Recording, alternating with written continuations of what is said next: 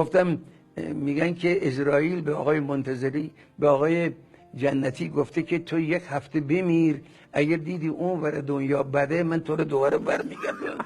و اسرائیل میخواسته منتظری رو گول بزنن ولی بالاخره گول نخورد.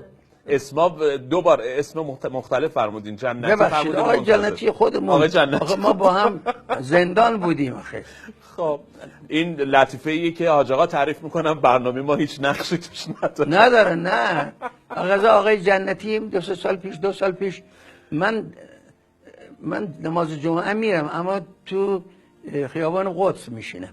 یه بار دنگم گرفت از جلو رفتم، دم کفشکن دیدم آقای جنتی داره کفش میکنه ما رو بغل کرد. شجونیه جوا، من از مواضع تو خوشم میاد، من مقاله های تو رو میخونم، من نوشته های تو به به شجونی. گفتم آقا 20 سال ما هم دیگه رندگی. گفت بله ما با ایشان و شهید محلاتی و چند نفر دیگه زندان بودیم.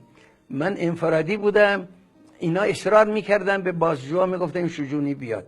من چون روحیه میدادم به زندانی ها، همش مرا تو انفرادی نگه میداشتن. بعد داره میبستن میگفتن نمیشه، ماهی دیگه میگفتن نمیشه، هفته دیگه.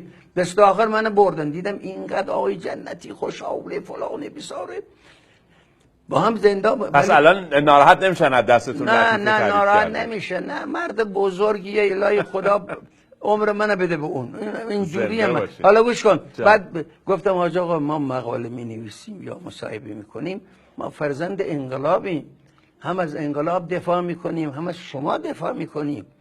ایشان گفت که درباره من چی میگن؟ گفتم میگن اول خواستگار حضرت حوا تو بودی، اما چون سنت بالا بود به تو ندادن، حضرت آدم رفت حوا رو گرفت. میخندی. گفت دیگه چی میگن؟ گفتم میگن حضرت آدم به خدا گفت خدای این پیرمرد که اینجا میپلکه. خدا گفت ولش کن، اون جنتی قبل از منم اینجا بود. اینقدر میخندید آقا. گفت دیگه چی میگن؟